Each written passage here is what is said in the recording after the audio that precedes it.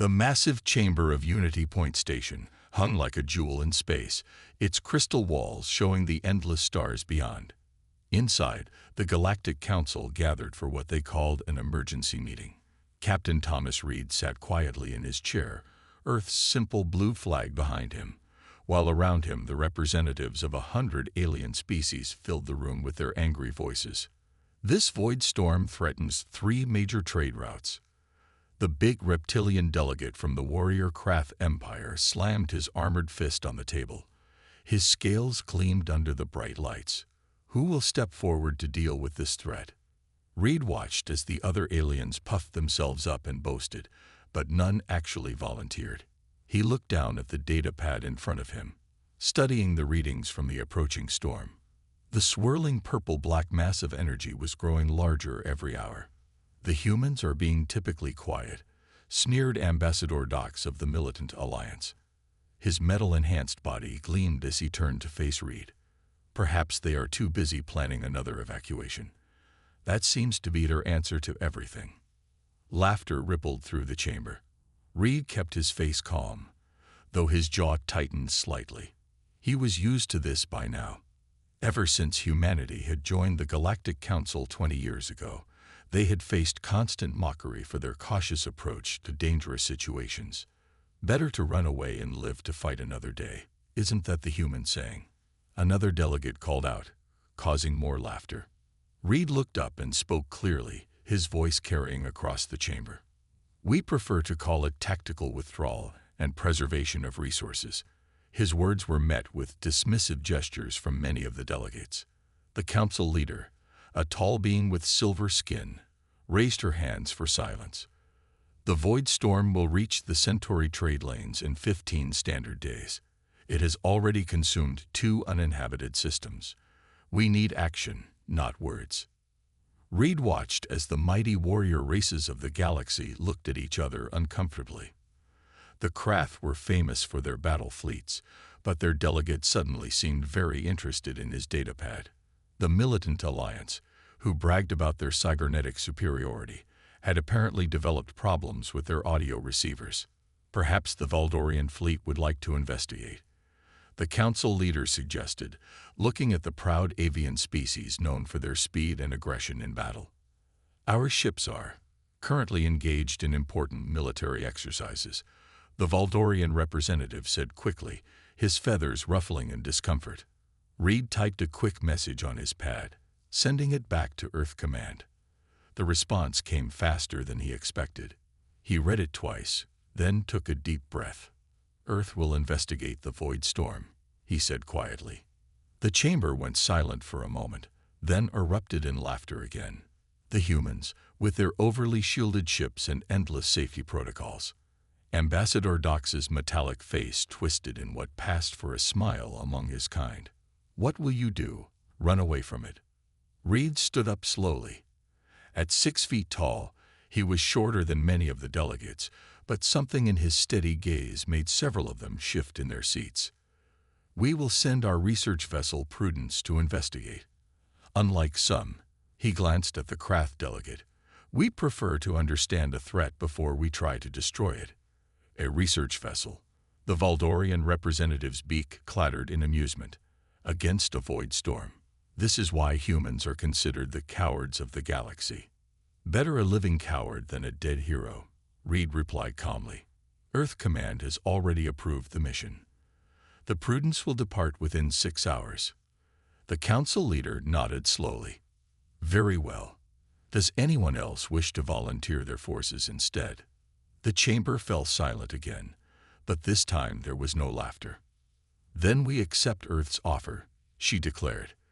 "Though I suggest you send backup ships. A single research vessel will be sufficient," Reed interrupted politely but firmly. "We trust our methods, even if others don't. Now, if you'll excuse me, I need to transmit the final mission details to Commander Wells." As he walked out of the chamber, the mockery started again, but it seemed less certain now. Reed smiled slightly to himself. Let them laugh. Humanity had learned long ago that true courage wasn't about rushing in blindly, but about facing danger with proper preparation and understanding. The void storm was waiting, and the cowards of Earth were the only ones willing to face it. Commander Anna Wells stood at the observation window of Earth Space Command's orbital station, watching her ship. The Prudence wasn't pretty like the warships of other species. It was bulky, covered in sensors and safety equipment, with multiple layers of shielding that made it look more like a floating fortress than a sleek vessel. But it was exactly what she needed. "Commander," a voice called from behind her. "The crew assignments you requested are ready for review." Wells turned to face her first officer, Robert Mason. He was holding a data pad, his expression serious as always. Like her, he had been called too careful throughout his career. It was why she had chosen him.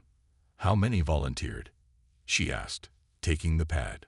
"More than you'd expect," Mason replied with a slight smile. "Seems like all the cowards in the fleet want to join us." Wells scrolled through the list. Every name came with notes about their cautious approach to problems, their attention to safety protocols, their preference for careful planning over quick action. In other words, they were perfect. "The alien observers are complaining again," Mason added. "They say our pre-mission checks are taking too long." "They can complain all they want," Wells replied, still reading.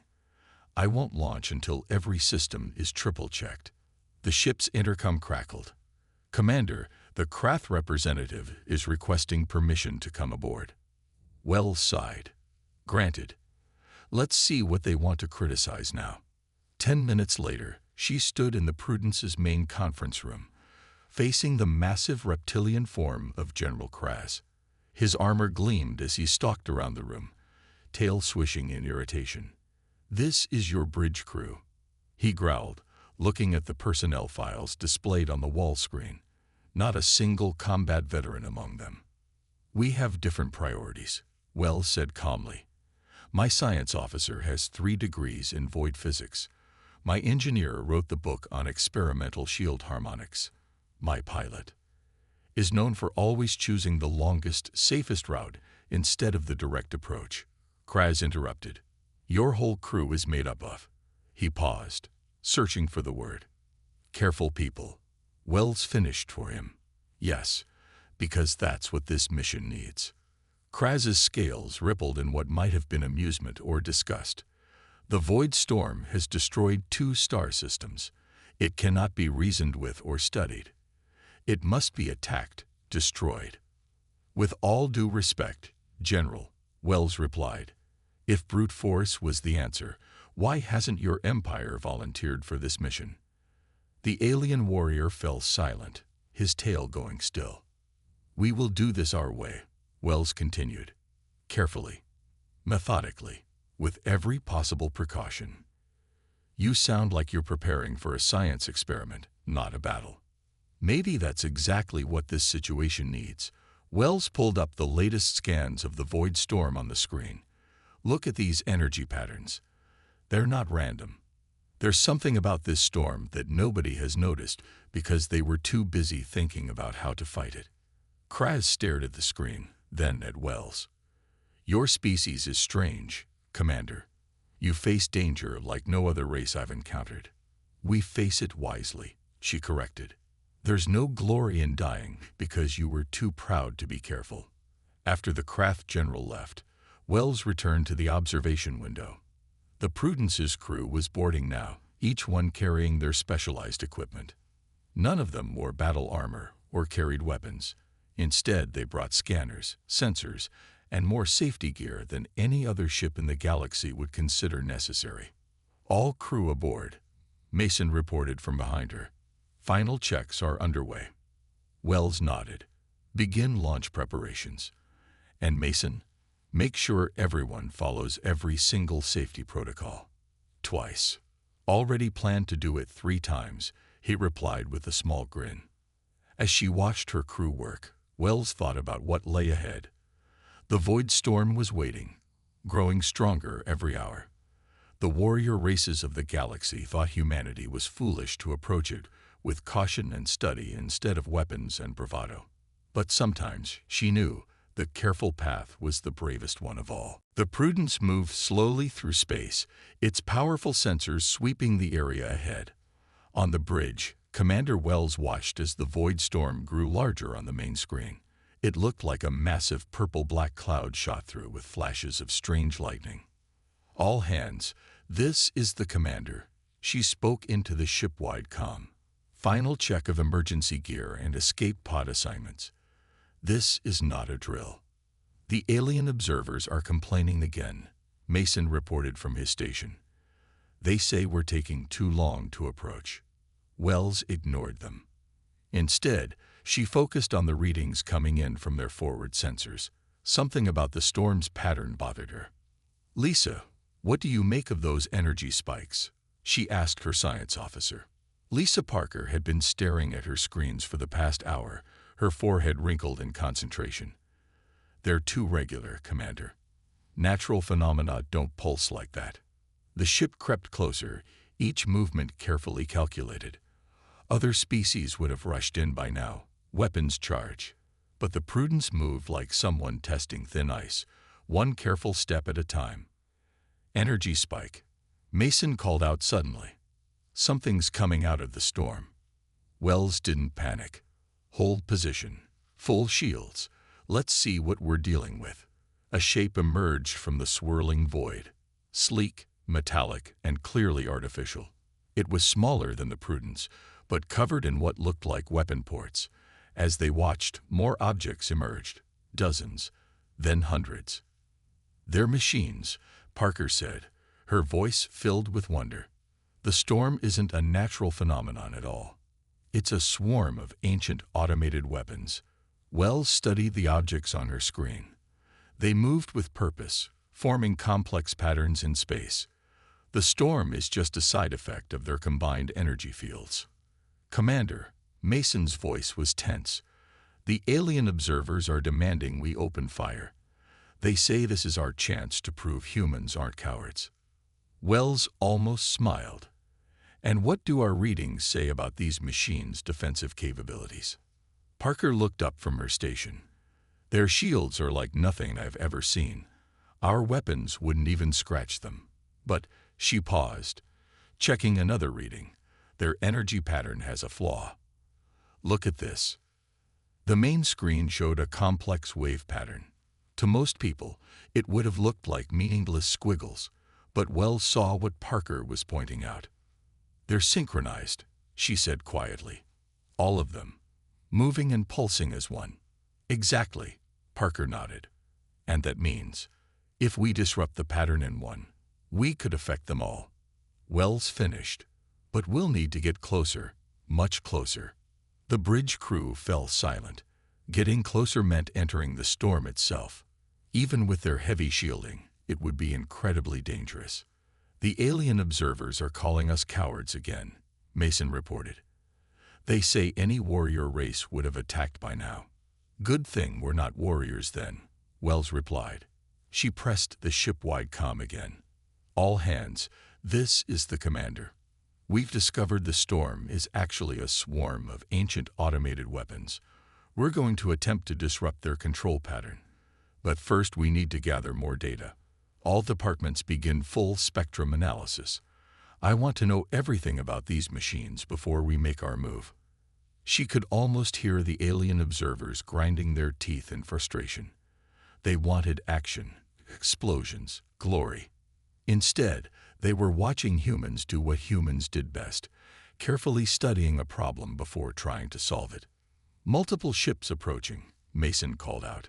"Looks like some of the warrior races decided to join us after all." On the screen, several heavily armed vessels dropped out of faster-than-light travel nearby. Their weapons were already charging. "Fools," Parker muttered, looking at her readings. "If they fire on the swarm, get me a channel to those ships," Wells ordered. "Tell them to hold their fire. We need to show them what we found before they get us all killed." The Prudence hung in space, surrounded by ancient weapons and impatient allies. But Wells remained calm. They would solve this puzzle the human way, with caution, intelligence, and careful planning. Sometimes, she thought, the greatest victories come not from charging in, but from taking the time to truly understand your enemy. "Their weapons are locked onto the swarm," Mason reported, his eyes fixed on the tactical display. The craft battleship is moving into firing position. Commander Wells leaned forward in her chair. Keep broadcasting the warning. Parker, show me those energy patterns again. The main screen filled with complex waveforms. The ancient machines surrounding them pulse with an eerie rhythm, their combined energy creating the storm that had frightened the galaxy's bravest warriors. Look at this, Parker pointed to a repeating pattern. Every 7 seconds, there's a power spike. But it's not random. It's like they're talking to each other. A network. Wells nodded. They're all connected, which means craft ship is powering up main guns. Mason interrupted. Wells hit the communication button. Craft vessel, this is Commander Wells. Do not fire. The machines are networked. Any attack could trigger a cascade reaction. Your cowardice dishonors us all, human. The craft commander's voice boomed through the bridge. We will show you how real warriors handle threats. Parker's fingers flew across her console. Commander, look at this simulation. If they fire. Wells watched as the computer showed what would happen. The craft's weapons would destroy maybe 2 or 3 of the ancient machines, but the energy release would surge through the network, causing all the others to activate their defense protocols simultaneously. The resulting explosion would vaporize everything within half a light year. Send them the simulation, Wells ordered, and get me a direct line to General Krass. Moments later, the reptilian general's face appeared on screen. He looked angry, but Wells could see fear in his eyes too. Your commander is about to get us all killed, she said without preamble. These machines are linked. Look at the data we're sending you. There was a tense pause as Krass studied the information. His scales rippled as understanding dawned. Stand down, he growled finally. All craft ships, hold your fire. Wells let out a small breath of relief. Now, if you'll let us work, we might all survive this. The next hour was tense but productive. The Prudence's sensors gathered data while Parker and her team analyzed every aspect of the ancient machines. They discovered more about the network, about how the machines communicated, about patterns that had gone unnoticed for centuries. It's beautiful, in a way, Parker said, showing Wells her latest findings. They're not just weapons. They're custodians. Look at these code fragments. They were meant to protect something. But protect what? Wells wondered. And from what? The answer came from an unexpected source. One of the alien observers, an engineer from a species known for their advanced AI, had been quietly studying Parker's data. These are containment units, he said suddenly. The storm, the energy field. It's all designed to contain something inside. Something that scared their creators so much they built an eternal guard to watch over it. Wells felt a chill, and now that guard is failing. That's why the storm is expanding. The alien observers fell silent. The warrior races, who had mocked humanity's caution, now looked uncertain. Their mighty weapons and battle tactics meant nothing against this ancient mystery. So what do the cowardly humans suggest? Asked the craft general. But his tone had changed. There was respect there now, hidden beneath the gruffness. Wells turned to Parker. How long would it take to interface with one of the machines? Not to fight it, but to talk to it. Parker checked her calculations. With proper safety protocols. About 6 hours. Too long, shouted one of the alien commanders. The storm expands every minute. Would you prefer we rush in and get everyone killed? Wells asked calmly. We do this carefully, or we don't do it at all. She looked around the bridge, at her crew of cowards who had dared to face this threat with brains instead of weapons. They had discovered in hours what the warrior races had missed for weeks. Begin the interface preparations, she ordered. And someone get me some coffee. We have a long night ahead of us. 6 hours felt like 6 years. Commander Wells watched as her crew transformed the Prudence's science lab into something entirely new. They had stripped down research equipment and rebuilt it, turning normal sensors into communication devices that might be able to talk to machines hundreds of thousands of years old. Running final safety check, Parker announced, her fingers dancing across 3 different keyboards. Around her, screens showed complex patterns of light and energy, the language of the ancient machines. The alien observers had finally stopped complaining about human cowardice. Now they watched in silence as the careful, methodical humans did what no warrior race had thought to try, making first contact with the automated guardians. Interface ready, Mason reported from his station. Shields are at maximum. Escape pods are prepped, just in case. Wells nodded. Some would call it cowardly to prepare for retreat before even beginning. She called it smart. Begin transmission, she ordered. Parker activated the jury-rigged communication array. The nearest machine, floating just 100 meters from the Prudence, began to pulse with new light patterns. It's responding. Parker's voice was excited but controlled. The universal translation matrix is, wait, something's wrong. The machine's glow turned from blue to angry red. Other machines nearby began to shift, their weapon ports opening. Hold position, Wells commanded as several crew members tensed. Parker. The translation matrix isn't working, Parker said, still typing furiously. Our language is too.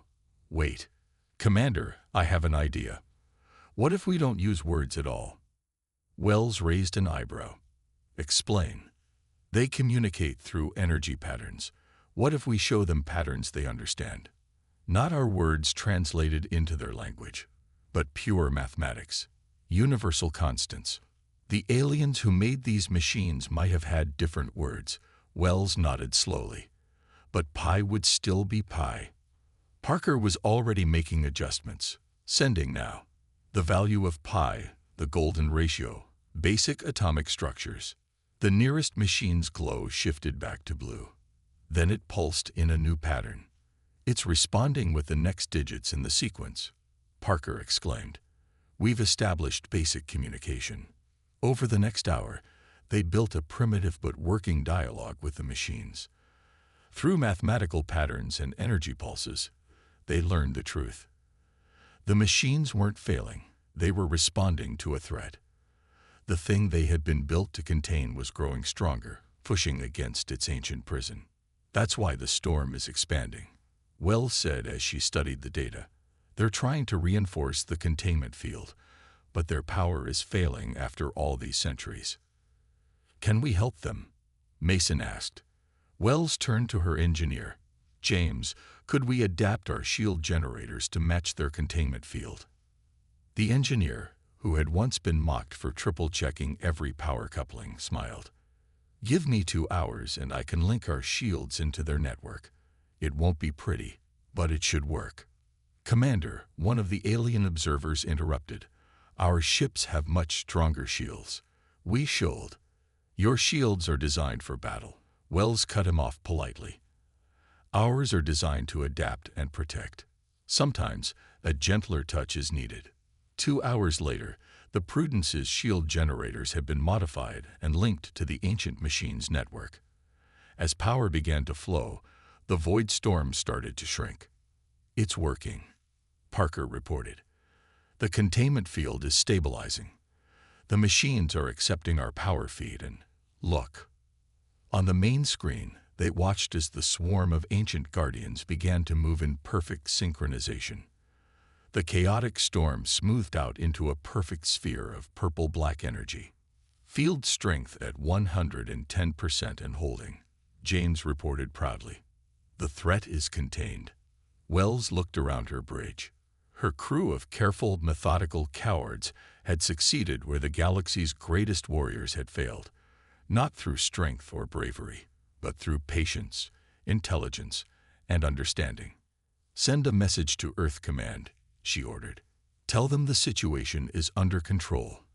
And add a footnote. Sometimes the best way to win a battle is to never fight it at all. The next 12 hours aboard the Prudence were intense but quiet. Nobody rushed around. No alarms blared. Instead, the crew worked with careful precision, monitoring every detail of their connection to the ancient machines.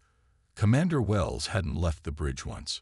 She sat in her command chair, watching the steady stream of data from all departments. The void storm, now transformed into a perfect sphere of contained energy, glowed quietly on the main screen. Shield harmonics holding steady, James reported from engineering. The power transfer is smoother than expected. These machines, they're learning from us. Learning?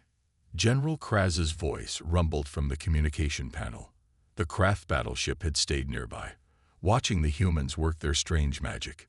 Yes, Parker explained, her excitement barely contained. They're adapting our shield frequency patterns, making them more efficient.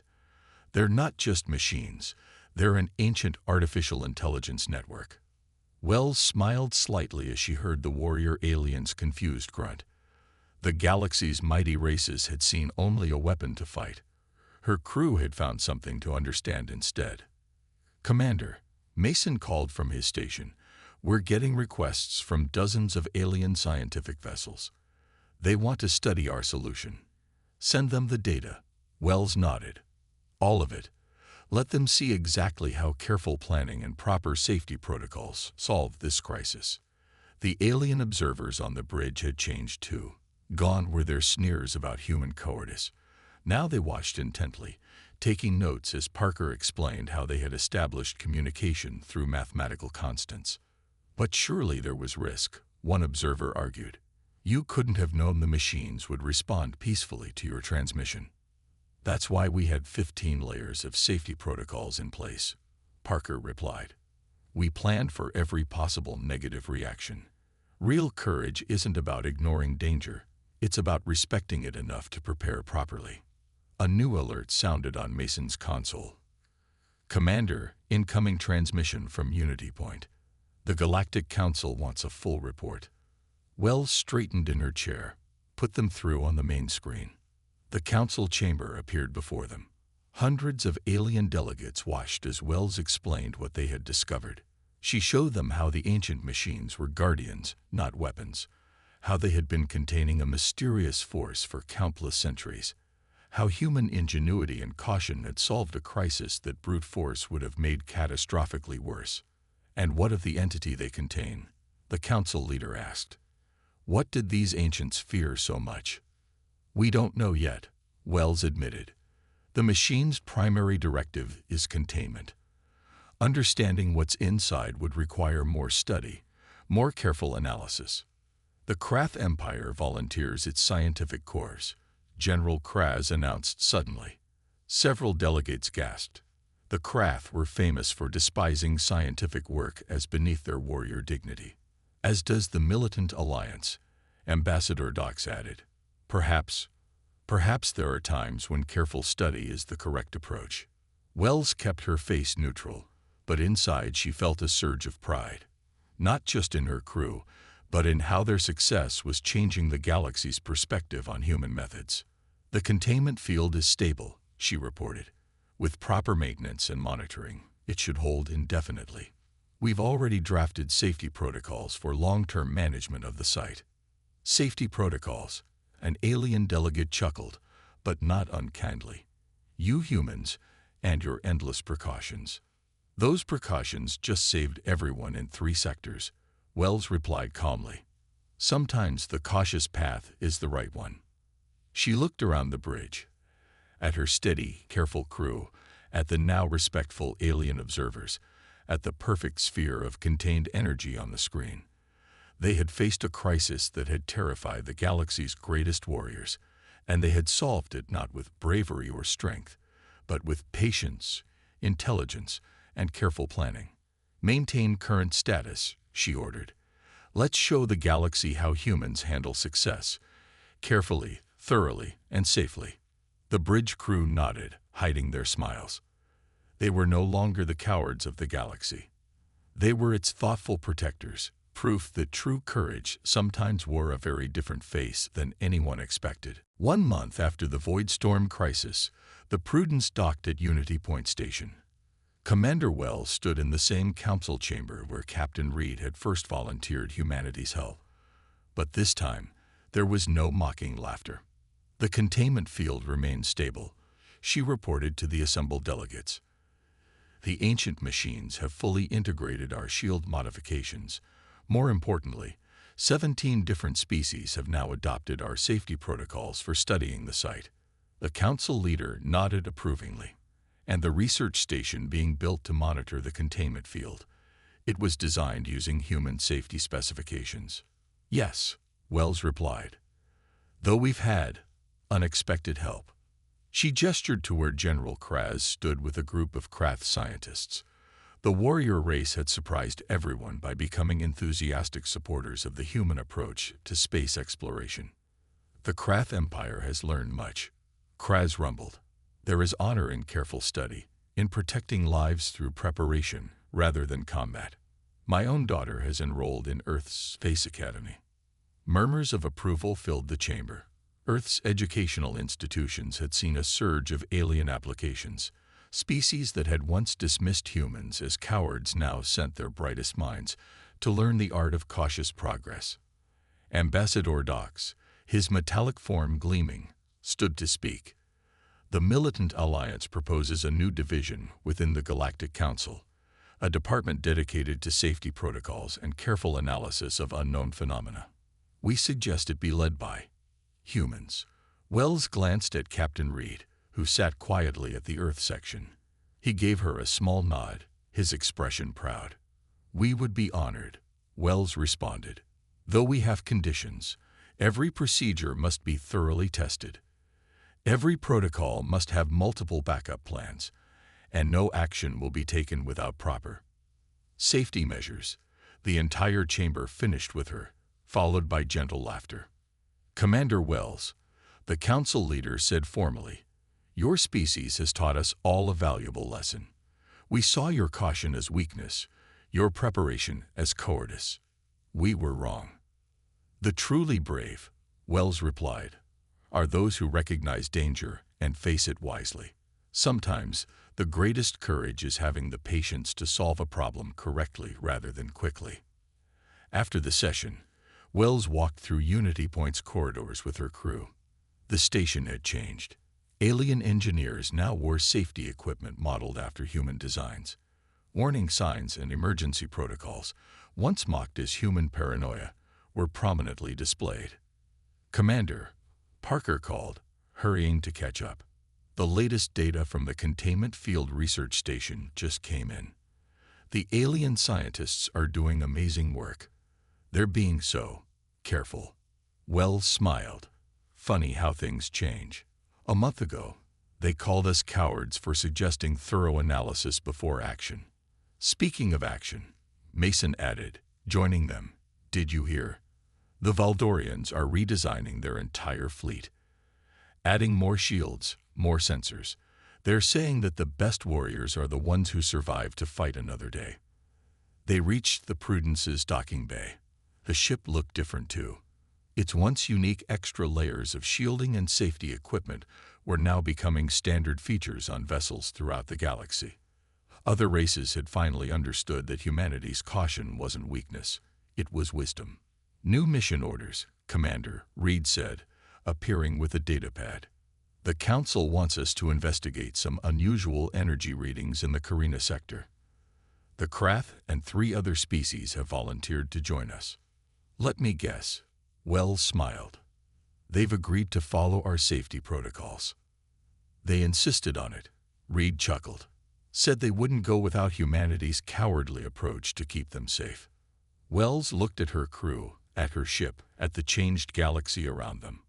Humanity had faced mockery and scorn for their careful nature, their tendency to plan and prepare. Now those very traits had earned them the respect of the galaxy's mightiest races. Well then, she said, let's show them how the cowards of Earth get things done, carefully, safely, and successfully.